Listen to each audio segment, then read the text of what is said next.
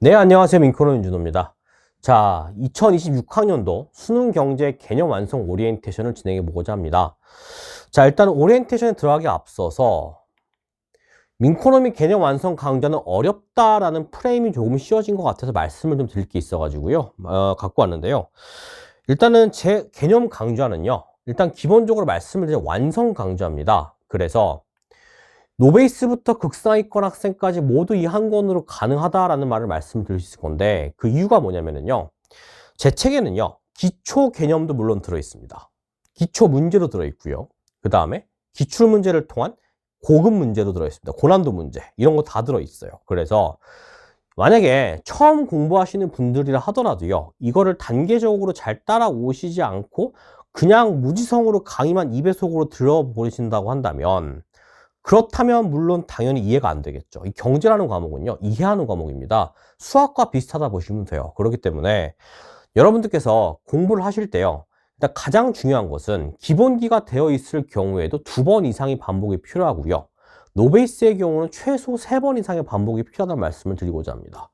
그 다음에 문제풀이로 넘어가시는 게 맞아요. 왜냐하면 일단은 제가 말씀드린 개념이요. 예를 들어서 여러분들께 뭐 기회비용에 대해 설명을 드린다라고 친다면 기회비용에 대한 개념 정의가 있을 겁니다. 하지만 그것만 알고 문제를 풀 수 있는 건 아무것도 없어요. 제가 뭐 이제 예를 들어 뭐 다른 분들처럼 그냥 간단하게 기회비용이 무엇인지 설명을 드리고 쉬운 문제를 풀어드리고 끝내면 저도 편하죠. 편한데 이거를 여러분들이 이렇게 해서 끝내버리면은요. 기출문제로 넘어갔을 때 그 부분을 풀 수가 없게 됩니다. 즉 개념 완성과 기출문제 사이에 괴리가 생기고요. 엔제 사이에 괴리가 생기고 파이널 강좌에 괴리가 생겨요. 그렇기 때문에 여러분들께서 어차피 지금 제 강의를 들으시려는 목적이 수능 만점 아닌가요? 그렇죠? 예, 뭐 최저 등급 맞추려는 분들도 계시겠지만 어쨌든 중요한 건 좋은 점수, 자신에게 있어가지고 좋은 점수를 맞는 게 본질적인 목표 아닌가요? 자, 그렇다면 여러분들께서는 제 강의를 들으실 때 최소한 지켜주셔야 될 룰이 있습니다. 그래서 그게 무엇이냐면 일단은 기본적으로 내가 완벽하게 이해가 됐다 하더라도요. 문제풀이로 넘어갔을 때 뭔가 버벅거림이 있다라고 친다면 제가 문제를 담아놨을 때 굉장히 단계적으로 담아놨거든요. 예를 들어 기회비용 문제다라고 한다면 쉬운 문제부터 어려운 문제까지 순차적으로 담아놨다 보시면 돼요.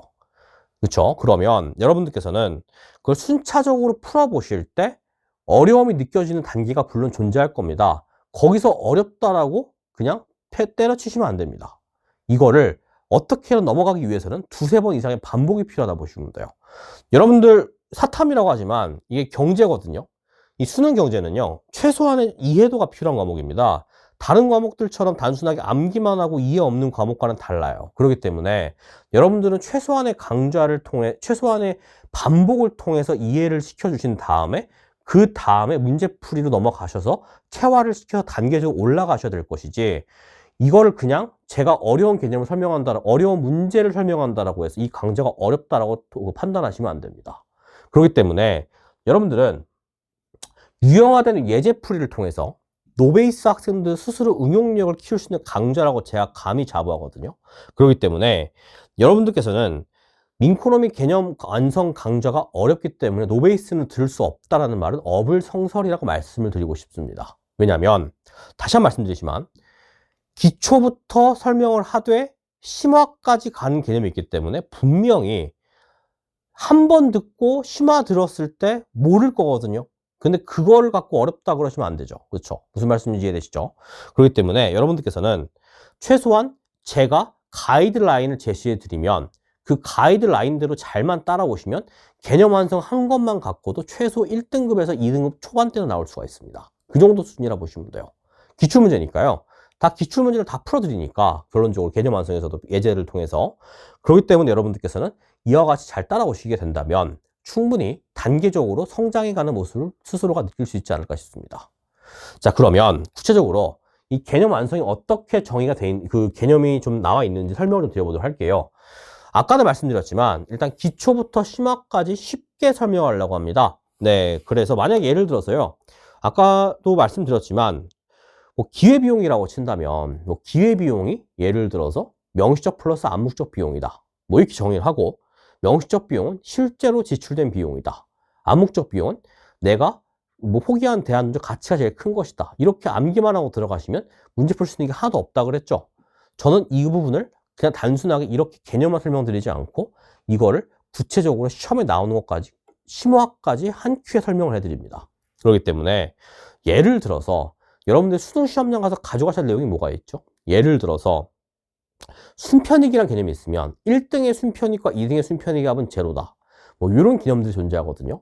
이런 개념들을 들으셨을 때 아, 나 이거 못 알아먹겠는데 하지 마시고요. 여러분들께서는 이 개념이 왜 이렇게 나왔는지를 제가 꼼꼼하게 설명을 쉽게 드릴 예정이니까 이런 것들을 들어주시면서 아, 이 개념이 왜 이렇게 해서 이렇게 됐고 그 다음에 이거를 문제풀이 어떻게 적용시킬 것이겠고 이렇게 보시면 돼요. 그러면 결론적으로 여러분들 문제풀이도요. 제가 그냥 뭐 시중에 있는 이상한 문제를 갖다 놓은 게 아니고 수능 기출문제와 평가원 기출문제, 일부는 교육청 기출문제 같이 엄선된 문제만 예제로 갖다 놨거든요. 자, 그러면 얘네들을 통해서 개념 이해 확립을 시켜주신다 보시면 됩니다.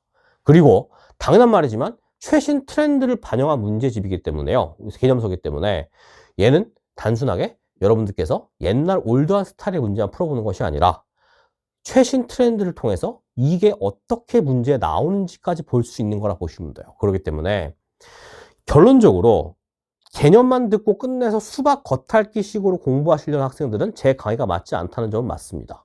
하지만 여러분들이 궁극적으로 수능 시험장 가서 내가 원하는 점수를 맞고자 한다면 그 어떤 강좌보다도 더 심도 있고 깊은 강좌라 보시면 돼요.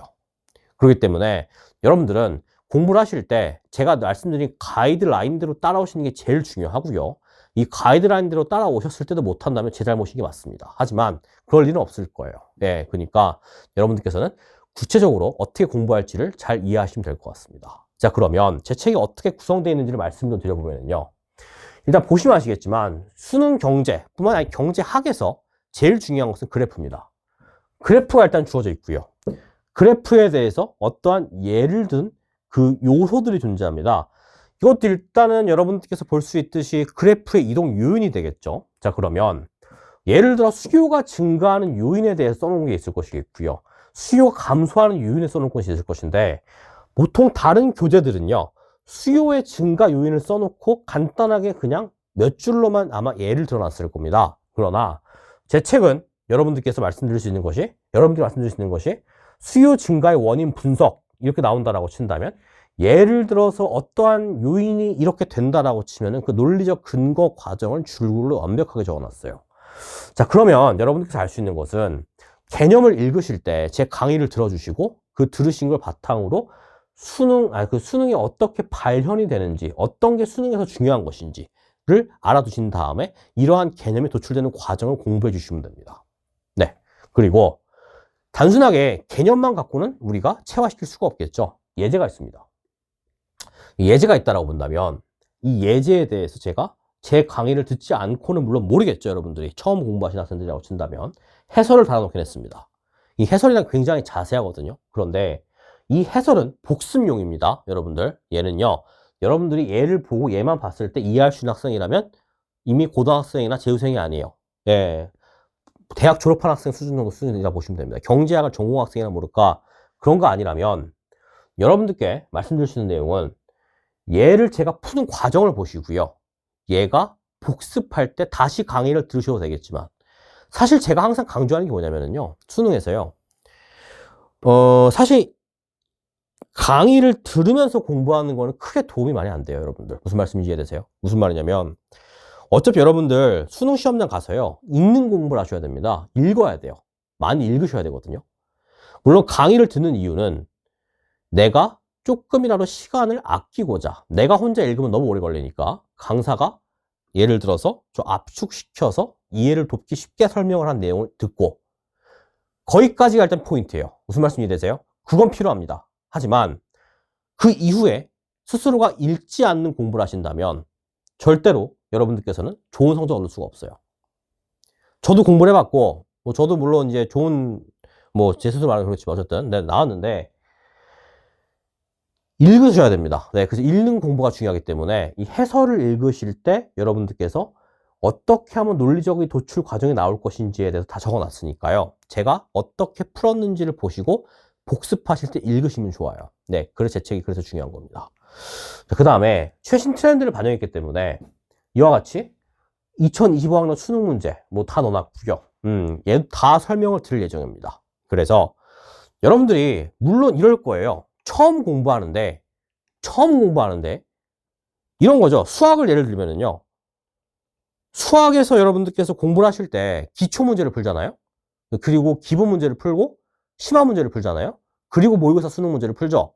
근데 수능은 경제는 그럴 시간이 없어요. 그렇죠?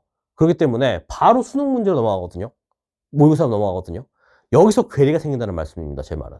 무슨 말씀인지 이해돼요? 그래서 여러분들께 이러한 괴리감을 없애고자 조금 그나마 모의고사 중에 쉬운 문제를 앞에 넣어놓고 이런 것들이 어떻게 단계적으로 올라갈 수 있는지를 적어놓은 책이라 보시면 돼요. 네. 일단 여기까지가 개념 완성 오리엔테이션이었고요. 제가 말씀드릴 수 있는 것은 제 강좌가 어렵다라고 프레임이 나와 있는데 그게 중요한 게 아니고 여러분들이 원하는 성적을 맞고자 한다면 무조건 제 말씀대로 따라오시면 좋은 결과가 있을 거라고 제가 감히 잡을 수 있습니다. 네. 여기까지 오리엔테이션 진행하도록 하겠습니다. 감사합니다.